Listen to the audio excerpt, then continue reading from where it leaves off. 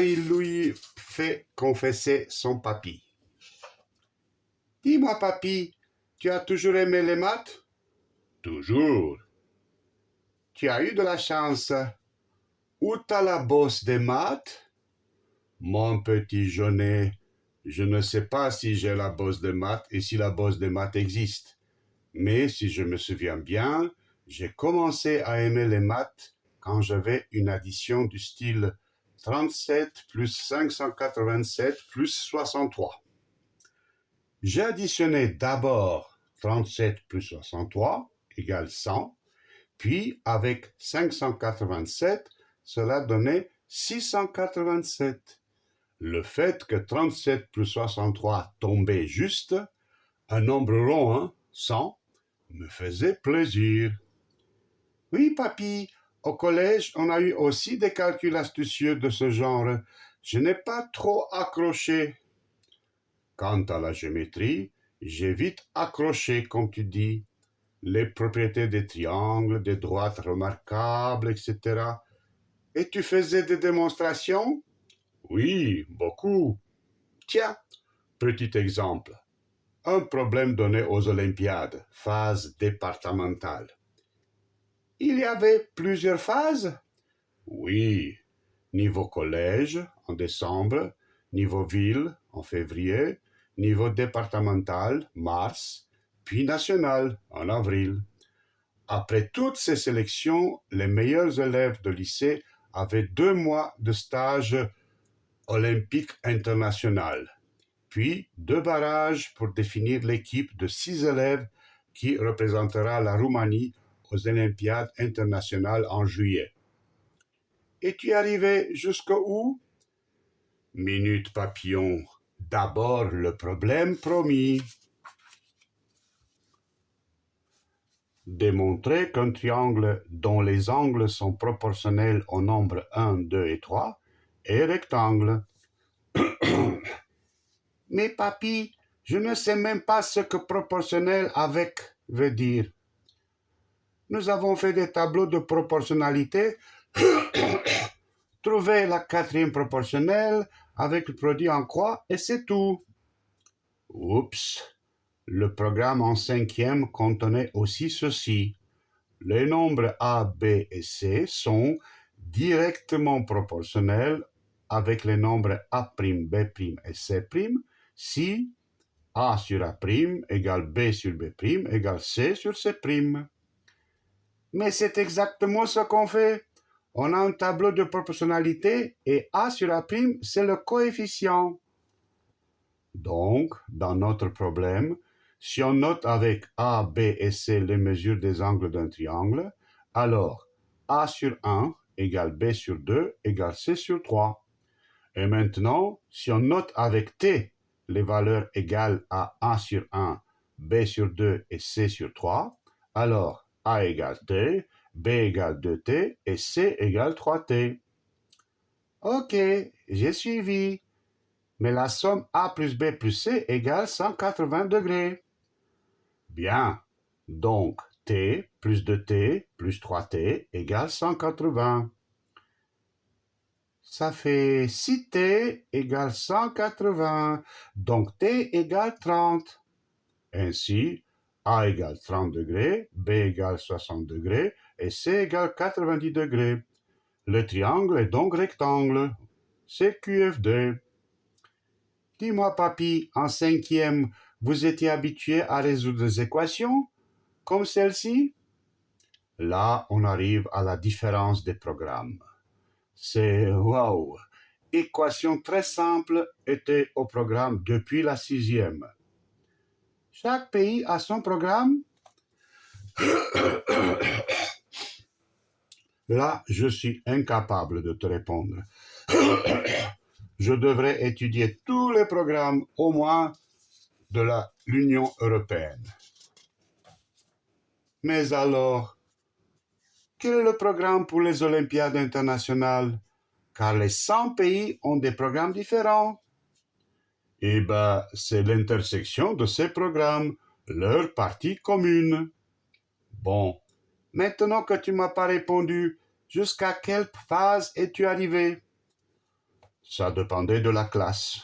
En 5e, 4e et 3e, je suis allé jusqu'à la dernière départementale. Et en 3e, j'ai représenté mon département à un concours. Tu l'as eu? En partie, oui. Mais à la dernière round, j'ai trouvé comme solution, en mettant le problème en équation, le nombre bizarre 140 sur 43 heures, ou bien 3 heures et 11 40 sur 3 heures. C'était une histoire de deux bateaux qui se rencontraient. Il fallait additionner ou soustraire la vitesse du courant. Pensant m'avoir trompé de calcul, je n'ai pas annoncé la solution. Plus tard, je tombe sur la solution officielle et, stupeur, elle était juste 3 heures et 11 sur 43 heures, ou bien 3 heures et 11 sur 44 heures, arrondi à 3 heures et un quart d'heure.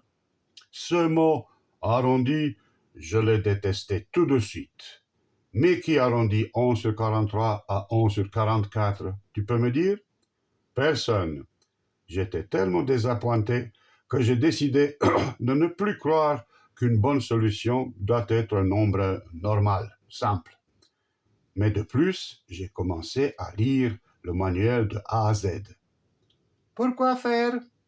Je voulais savoir s'il y avait des notions dont le prof ne nous a pas parlé.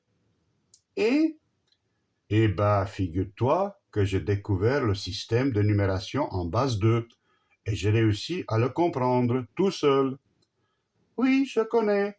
Les ordi communiquent en base 2. D'accord, d'accord, mais il y a 65 ans, je n'étais pas encore à la mode. Tu veux dire qu'il y a des modes d'enseignement? Touché. Oui, bien sûr, à chaque époque, le ministre décide, avec les experts, quelles sont les découvertes qui doivent être enseignées plutôt que d'autres. Un exemple? La théorie des nombres, diviseurs, multiples, etc., pour aider dans la cryptographie. Demain, tout citoyen pourra programmer une machine. Tu blagues là? Plus ou moins. Regarde l'IA, regarde ton Alexa, ton assistant personnel intelligent, que te conseille comme une vraie personne. Touché. Mais on s'est égaré. T'étais comment au lycée en maths? Eh oui, avant le lycée, j'ai subi un choc en 4e, quand la notion de fonction a débarqué. Et moi en 3e, quelle misère! Je comprenais strictement rien. Et moi non plus. Jusque-là, il y avait les figures et les nombres connus et les inconnus. J'avais compris comment on met en équation. Et voilà qu'une fonction, c'est un truc qui associe à chaque nombre x un nombre unique y, qui associe à chaque nombre x un nombre y. Je me voyais encore répéter la définition dans la cour du collège, encore et encore, que ça rentre, comme un rôle au théâtre, mais abstrait. Et après moult exercices, je me suis habitué. L'abstrait est devenu familier, comme disait quelqu'un. Oh, j'aimerais bien m'habituer aussi avec les vecteurs. Je ne comprends toujours pas très bien comment ils fonctionnent. Bon, on parlait des Olympiades, n'est-ce pas? En seconde, j'étais qualifié pour la nationale. Je suis allé à Bucarest et je n'ai pas très bien réussi, par manque d'entraînement.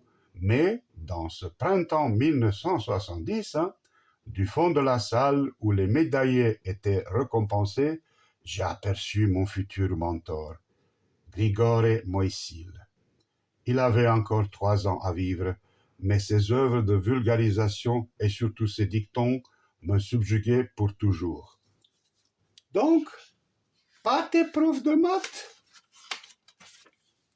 Si, ils m'ont montré les bases, mais Moïsil était autre chose. C'est comme passer de Au clair de la lune à la 9e symphonie de Beethoven. Beethoven est un chien, n'est-ce pas, papy? Aussi. Bref, à partir de la seconde, j'ai commencé à lire divers livres de mathématiques, pas seulement les manuels. J'ai appris un peu d'histoire des mathématiques, qui est très, comment te dire, très passionnante. Et les Olympiades? Ah oui, en première, phase départementale et en terminale, qualifié avec 7 camarades de ma classe en l'étape finale. Tu te rends compte? Étape finale au bord de la mer Noire, avril 1973. J'étais prêt d'être qualifié pour le barrage, donc pour 2 mois de préparation olympique. Mais je n'ai pas reconnu une banale équation différentielle. C'est quoi? Attends la terminale, mon coco. Bref, j'ai pas reconnu une banale équation pour la résoudre. Et tout ça, je te répète, par manque d'entraînement. Même si on avait 13 heures de maths par semaine. Là, tu déconnes. Pas du tout. Il y avait un système spécial communiste pour préparer les élites de gymnastes, d'autres sports et donc de maths aussi. Une autre fois, on parlera de ça. Mais la vérité était que je suis tombé amoureux. Ah oui, ça arrive même aux matheux. Tombé amoureux d'une amante qui m'attendait jour et nuit, toujours disponible. Arrête, papy, t'as pas honte? L'amante en question s'appelait la Montagne. Surtout la pierre du prince, Piatra Craiului. Ouf! J'ai passé presque tous les dimanches dans la montagne, en première et terminale. Peut-être que certains peuvent combiner les maths de performance et l'alpinisme de performance, mais moi, je n'ai pas réussi. Et les maths sont devenues de plus en plus abstraites au fil des 4 années de master. C'est devenu un supplice d'apprendre par cœur des théorèmes et leurs preuves et de les recracher aux examens. J'ai eu même un ulcère nerveux à la fin du master. Et donc, tu n'as pas pu continuer? Chercher à démontrer ou réfuter des conjectures? Faire de la recherche mathématique? Non, mon petit Jeunet. À un moment donné, je n'arrivais plus à me familiariser avec des notions abstraites, tellement abstraites que je planais en les étudiant. Et donc, t'es venu prof de maths au collège et au lycée? Voilà, ma confession professionnelle s'arrête là. Les notions du collège et lycée sont maîtrisées et je m'amuse souvent à résoudre des problèmes de ce niveau dans des revues comme Crux ou Gazeta Mathematica ou le Kangourou des maths, etc. Mais les années de master m'ont donné une large compréhension de la mathématique en général. C'est comme quand tu escalades un pic de, disons, 2500 mètres d'altitude, entouré par des sommets de 3000 mètres, voire 4000 mètres. Tu as une idée de leur grandeur, car tu es déjà à 2500 mètres. Mais si tu étais dans la plaine, toutes ces montagnes auraient la même grandeur inatteignable. C'est pareil avec les gens qui n'ont pas étudié que très peu les maths.